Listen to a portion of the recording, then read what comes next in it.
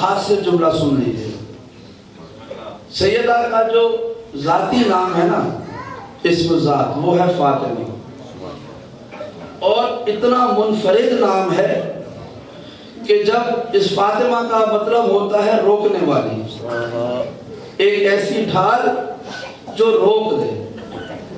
اللہ کے رسول سے پوچھا گیا کہ آپ نے اس کی بیٹی کا نام فاطمہ کیوں رکھا ہے؟ جملہ سنیے گا، ابھی مسائل پہ چلیں گے، بس ایک جملہ سنیے گا، ابھی مجلس کا ہاتھ سے جملہ دینا ہے. کہا اس لیے کہ یہ نام اس کے چاہنے والوں کے لیے بھی کافی ہے، اس کے دشمنوں کے لیے بھی کافی ہے. بڑا عجیب ہے ایک ہی لفظ، لیکن یہ دوستوں کے بھی کام آئے گا، دشمنوں کے بھی کام آئے گا. کہا کیسے؟ کہا ایسے کہ فاطمہ کا مطلب ہے روکنے والی.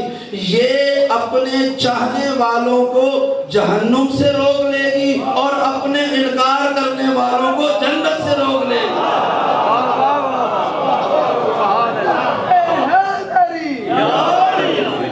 اور بی بی کا ایک لقب ہے، آخری جملہ جو میں کہہ رہا ہوں بار بار، اس مجلس کا حاصل جملہ اور گفتگو ختم کرنے لگا ہوں کہ سیدہ کے بہت سارے القاب ہیں. ان القاب میں سے ایک لقب ہے محدثہ. محدثہ کہتے ہیں کلام کرنے والی. بھائی میں اس مجمع کے مزاج سے واقف ہوں. یہ 3-4 سال میں یہاں پہ گفتگو نہیں کر سکا، لیکن اس سے پہلے میں یہاں پہ مجالس پڑھتا رہا.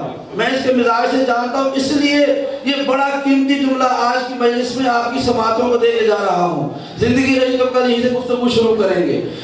سیدہ کا ایک معروف لقب ہے محدثہ.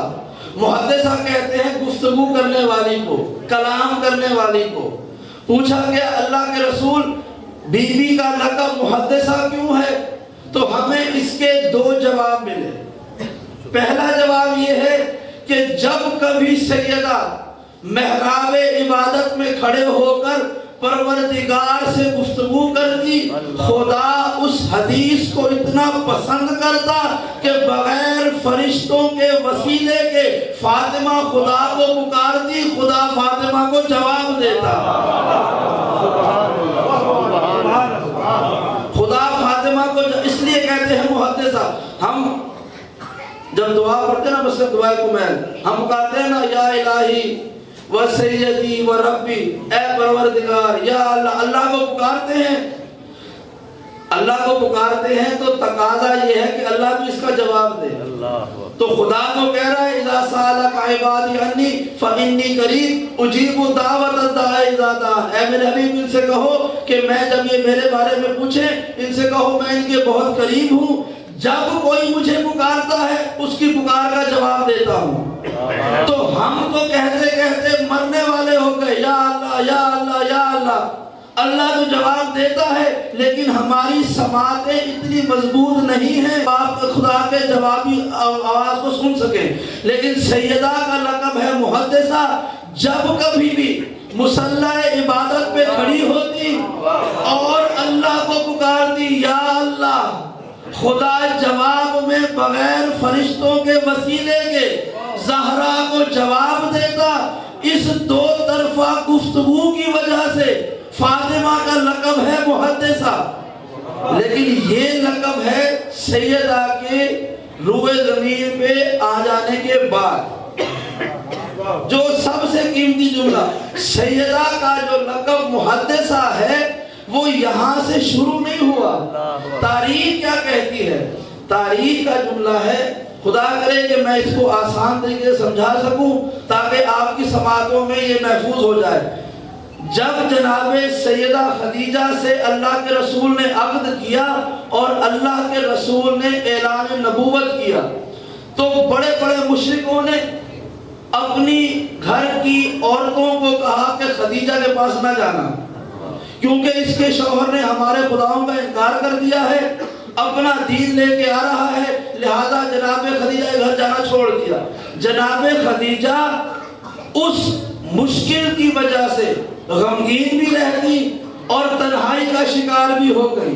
ایک مرتبہ ایسا ہوا کہ اللہ کے رسول جب گھر میں واپس تشریف لائے تو دیکھا کہ جناب خدیجہ خوش بھی ہیں، مسکرا بھی رہی ہیں، کوئی پریشانی کے آثار بھی نہیں ہیں. اللہ کے رسول نے کہا اے خدیجہ، جب میں گھر سے نکلا تھا آپ اداس بھی تھی، آپ پریشان بھی